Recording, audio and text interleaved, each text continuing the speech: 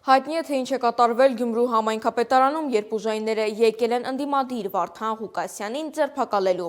Այսպիսով առավոտյան ուժայինները ներխուժել են Գյումրու քաղաքապետարան, փորձել են բերման ենթարկել տեղի քաղաքապետ Վարդան Ղուկասյանին, որը մեկուսացել էր իր առանձնասենյակում։